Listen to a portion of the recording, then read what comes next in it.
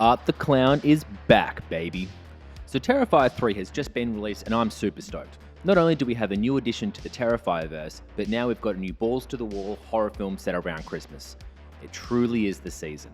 So the plan behind the build was to make an elf on the shelf looking like Art the Clown. The elf on the shelf, where can you be?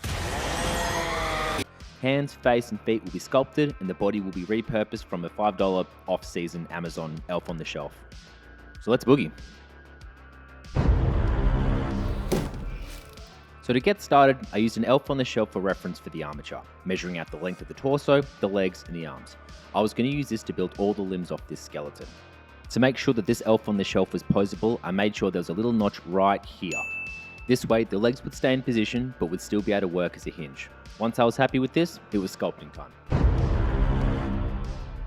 So starting with the boots, I mushed down a base layer of clay into the armature that I could build the final shape of the shoe off, making sure that the toe box was bulbous and oversized.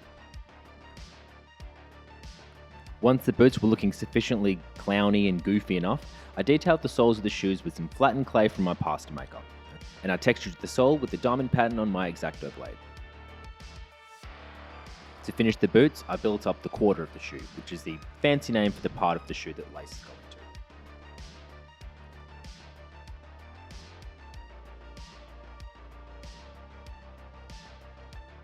Now moving on to the hands.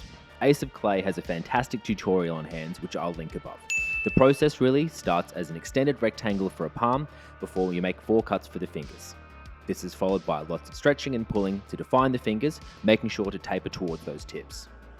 Once we've got the shape of the hands, it's all about detailing. So thinking about the anatomy here, there's the main muscle by the thumb as well as the fat pad beneath the fingers, and then you throw on some knuckles. It's kind of a shame. I spent a lot of time making these details only to realize that they're going to be covered up by his gloves anyway. But it's always good practice. With the hands back on the armature, it was time for some more detailing. I find some light squeezing around the joints helps maintain the finger positions. Once I had his murderous digits where I wanted them, a quick smooshing with a blending tool helped create fingernails, and I used some very thin armature wire pressed into the knuckles to help with the wrinkles.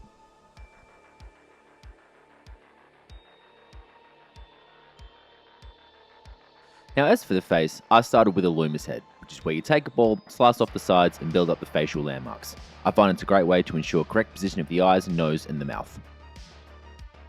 Then I gouged out some holes for eye sockets, quickly stuck it back onto the armature and then gouged back in some pre-baked eyeballs.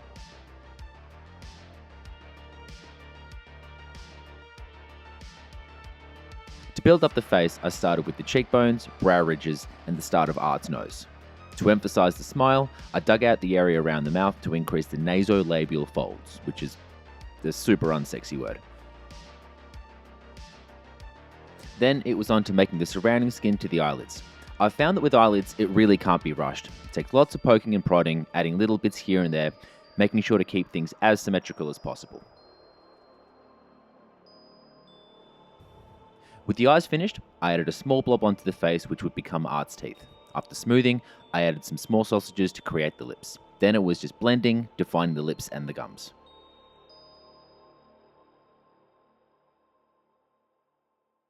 Then I went to finish the nose. Tried to make things a little bit more beaky than nosy. After a quick few pokes with a blending tool for nostrils, it was into the oven to finish off the face. Once everything had cooled down, another small blob to make up the teeth. There I used the thinnest scraping tool that I had, and as for the gum line, I used a curled piece of armature wire. With the face fully completed, a quick bake to lock everything in. I threw some clay through the pasta maker to make Art's clown hood, which is sort of the medieval version of a shiesty. Anyway, once that was all stuck down, a few cuts to define the seam lines of the hood, and then I made his cute little hat.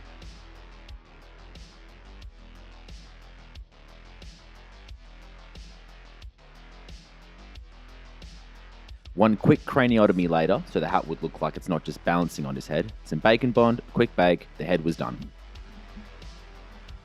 Then it was just some final details of the sculpture, which was some super thin worms through an extruder to make up Art's shoelaces, and then some thinned out clay over his hands to make up the gloves. Some light roughing up and weathering, the gloves were done.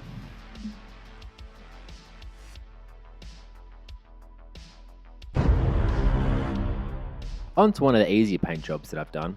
I primed Art white with his exposed fingers getting a fleshy beige skin tone. The boots, as well as his fun little hat, got painted jet black. To add to the element of grime and to bring out those finger details, the hands and gloves got a heavy coat of black wash, blotting away any excess with some kitchen paper.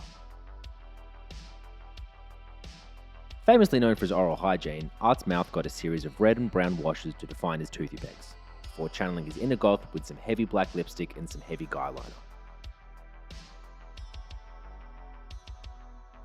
Lastly, here's a nice out of focus shot of his black pupils.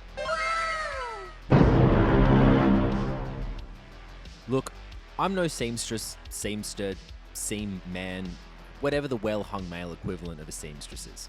So when I say that my haberdashery skills would make any self-respecting grandmother vomit, this would be an understatement. And one of the reasons why I didn't really film much during this part. Once all the fabric was held together with stitches, fabric glue and God knows what, I stuffed the limbs with the elf stuffing with a bamboo skewer. It was at this point that Art was starting to look thick, but not in the good way that keeps me up at night. So with some thread, I bound his belly and his limbs, just to thin everything down so it wouldn't look too silly. I mean, the guy murders kids, not pizzas.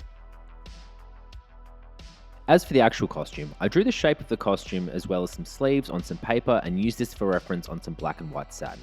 It's a good thing it's a big onesie, so I just needed to make some sleeves and a sort of pant-shirt combination. Again, sorry for not filming loads of this, I was way too in my head about how shit it looked. But with one final costume check, everything was glued and sewn into place. To finish this stylish ensemble, I repurposed the collar from the elf, trimmed it to shape and glued it in place. Now once everything was on, glued together, I relimbed him. Fortunately the hands slipped right on, but the feet I had to use a little bit of milliput. And that makes our Terrifier on the shelf. If you made it this far, thanks for sticking around. If you're vibing with what I'm doing, please like, subscribe, chuck on a comment, anything helps with YouTube visibility, and let me know any mashups that could be fun. Thanks again, I'll see you in the next one.